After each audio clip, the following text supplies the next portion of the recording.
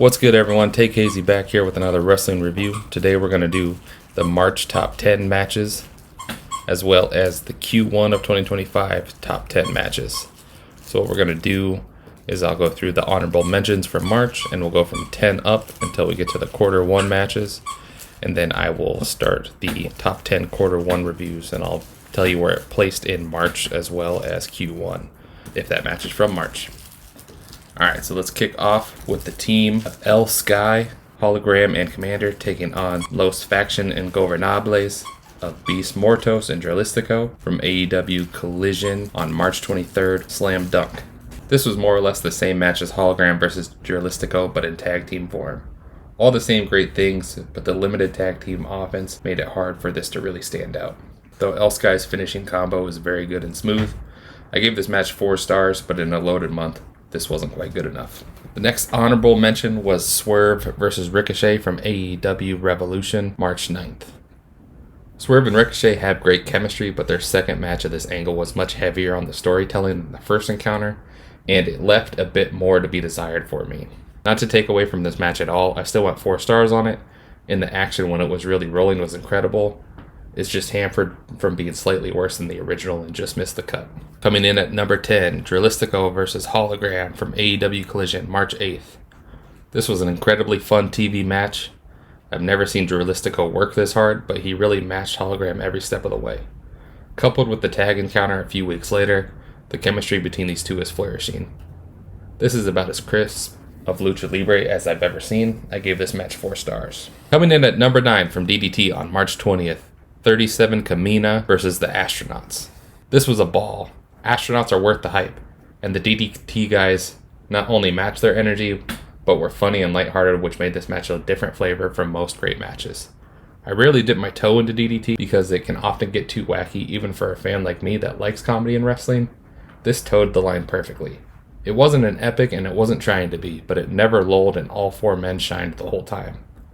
I went 4 stars here, which honestly might be too low. This match seems to be on everyone's matches of March that has seen it, so do yourself a favor and seek it out for yourself. Coming in at number 8, Rey Parejas Finals from Dragon Gate, Jackie Riiita versus Shun Skywalker and Homare. This was my favorite match from the Rey Parejas tournament.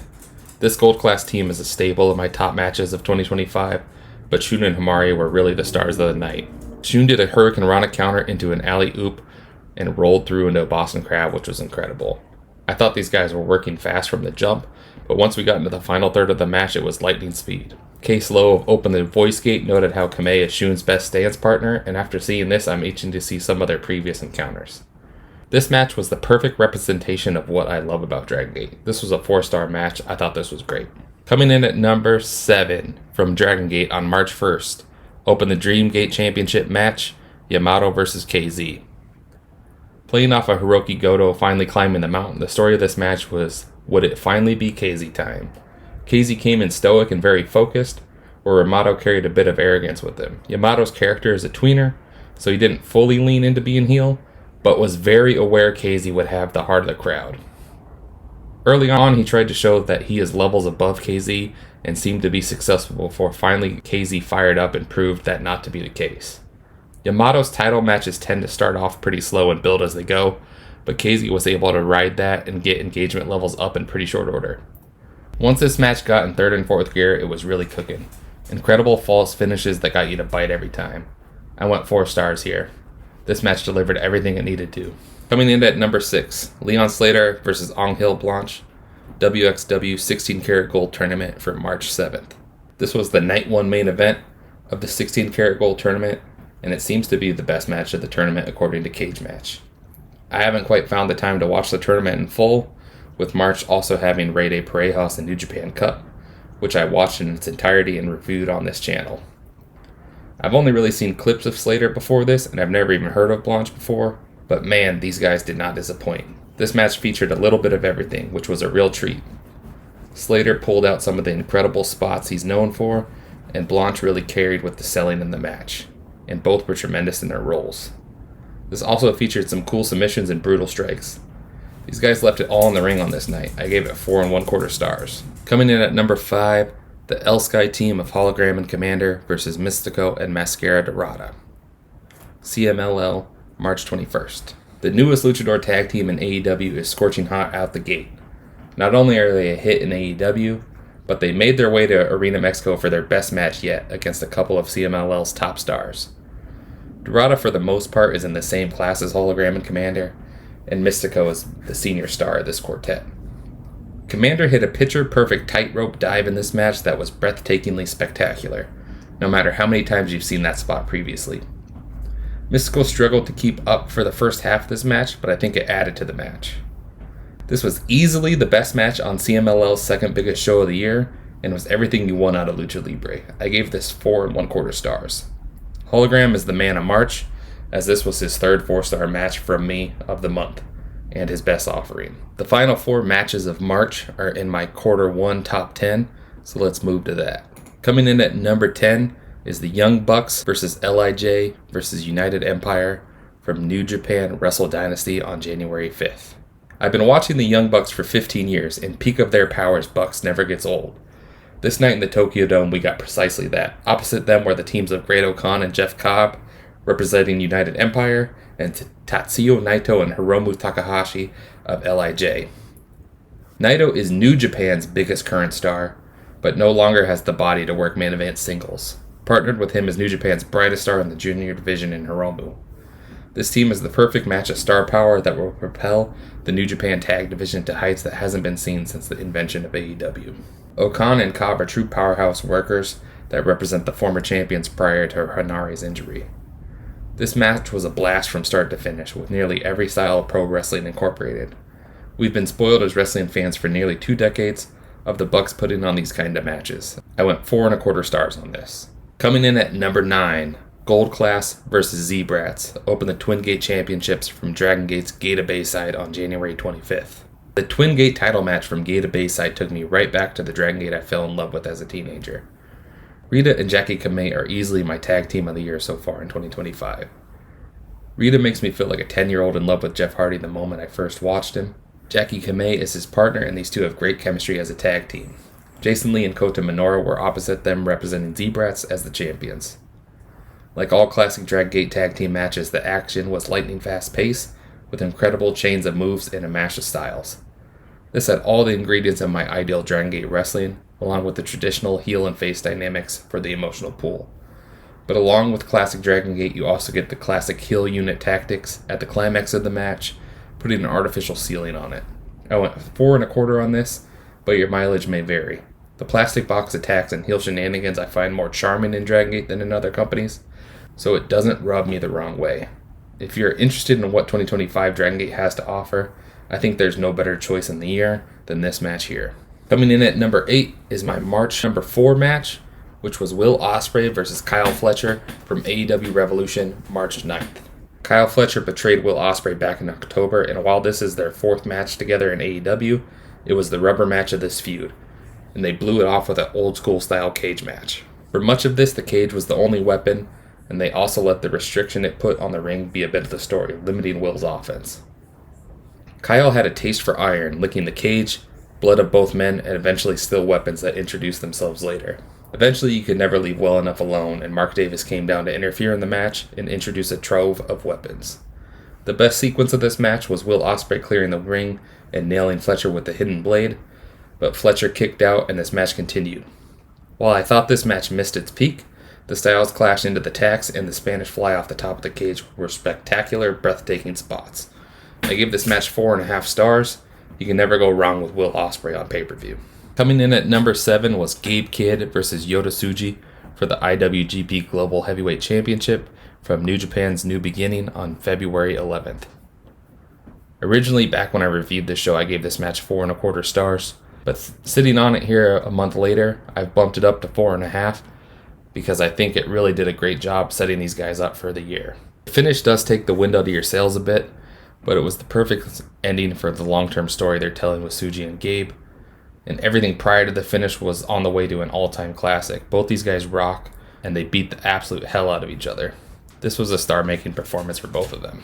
Coming in at number 6 was the number 3 match for March, and it was El Desperado versus Jun Kasai versus Masashi Takeda from Crazy Fest on March 10th. This was fucking awesome. I'm not much of a deathmatch guy, but I absolutely loved this match. Holy hell, the imagery of this match. I was flailing my arms around on the couch for 15 to 20 minutes, watching the brutality of these spots. Deathmatch wrestling and three-way dances both feature a lot of tropes where it never feels like two guys are fighting, but two or three guys are trading spots and taking turns. But these three men blended those two tropes together in this match where I felt like no one was really laying around waiting for their turn, but trying to gain their bearings after bleeding and picking glass out of every inch of their body. El Desperado had his mask torn off his face pretty early into the match, but his face was never really revealed. He rocked a crimson mask for damn near 30 minutes in this match, and took some absolutely brutal spots someone at his talent level frankly has no business taking. This man has a pure love for the game. There will be plenty matches better than this in 2025, but I have a hard time imagining something will be more of a spectacle. I gave this match 4 3/4 stars. If blood and glass aren't a turnoff for you, give this one a watch. Coming in at number 5 was Starlight Kid versus Rina from Stardom, February 24th. Very strong opening arm work from Rina to kick us off. The 18-year-old impressed right out of the gate, getting SLK working from underneath. Starlight Kid countered with some limb work of her own, targeting the taller Rina's legs and showing her experience. The story of this match was Rina being the younger, hungrier, and bigger wrestler, but Starlight Kid having the veteran savvy to chop her back down every time some momentum was gained. Rina's top rope knee drops looked very impactful, but she was unable to follow up on them. I really enjoyed the dynamic of Rina hitting impressive offense and looking like an unstoppable opponent, only for SLK to continue to chop away at her legs and constantly stall her out with focused offense. Eventually, Rina's physicality started to win out and she hit big move after big move, but SLK kept willing herself on. Ultimately, this became a battle of would Rina's legs give out before Starlight Kid's entire body did. But Starlight Kid had just enough left for one final leg lock. Rina was made in this match with a masterclass from Starlight Kid. I went 4 3/4 stars here. Coming in at number 4 was the number 2 match from March. Sareee versus Syuri from Sareeism on March 10th. Jesus, was this match stiff. This match really highlighted how far basic fundamentals can go in wrestling. All these two did was hit the fuck out of each other and fight for their life in submissions. Every second of this was brutal. Incredible masterclass of work here. Pro wrestling is a silly art form of fake fighting, and I find most criticisms of it being unrealistic to be foolish when in 2025 you can find real fights on your phone 24/7. Pro wrestling almost never comes off as resembling actual physical conflict, but my god were these women the exception. It's still ultimately pro wrestling, but for long stretches of this match, you think these women are actually trying to kick each other's tits off. I cannot recommend this match enough. This match will make many match of the year lists, and I guess the only lists where it's absent are lists where it was never watched. Do yourself a favor and find it. I gave this match 4 3/4 stars. Coming in at number 3 was the number 1 match from March. Toni Storm versus Mariah May for the AEW Women's World Championship from AEW Revolution on March 9th. This match was the culmination of an 18-month feud that began on Mariah's first day in the company. While the storytelling lagged and stagnated quite a bit over that time, this undoubtedly was the greatest women's storyline in AEW history. Both women would go on to win the world title against each other in their home country, but they saved their best for the Hollywood ending. This was a bloody, brutal brawl, with some spectacular spots and some imagery that rivaled and maybe even surpassed when Mariah finally turned on Toni and bloodied her with the shoe. They pulled out some spots many American pro wrestling fans had never seen, and wrapped this up beautifully with Toni finally hitting May with the shoe before the final blow. The term cinema is grossly overused by pro wrestling fans to describe this mostly soap opera-y form of storytelling done in pro wrestling, but for an angle based on All About Eve, the shoe fits here. They even ended this match with the end and the fade to black. This was perfect. This was 5 stars. Coming in at number 2 was Kenny Omega versus Gabe Kid from New Japan Pro Wrestling's Wrestle Dynasty on January 5th. This was exactly the kind of match Kenny Omega fans had been waiting for 14 months. Kenny came back and went right into the peak form we had all come to grow and love. Opposite him was a man given the chance to take the ball, and Gabe Kid took it and ran with it. New Japan entered this weekend needing someone in the next generation of wrestlers to step up with Hiroshi Tanahashi's impending retirement and Tetsuya Naito's deteriorating body. Gabe Kid reached an incredible level of violence and emotion in this match. He had the benefit of working alongside one of the absolute best of a generation, but he stepped up and felt every bit of Kenny's equal. This match was an epic in every sense of the word. This was brutal, this was bloody, this was as much of a fight as it was a match. As someone who has watched wrestling for decades, very few matches can make me feel and lock in the way this match did, but I had tunnel vision for all 40 plus minutes of this. This match was a must watch for any flavor of pro wrestling fan. This was a 5-star classic. Coming in at number 1 was Hiroki Goto versus Zack Sabre Jr. for the IWGP Heavyweight Championship from New Japan's New Beginnings in Osaka on February 11th. Sometimes wrestling is just special.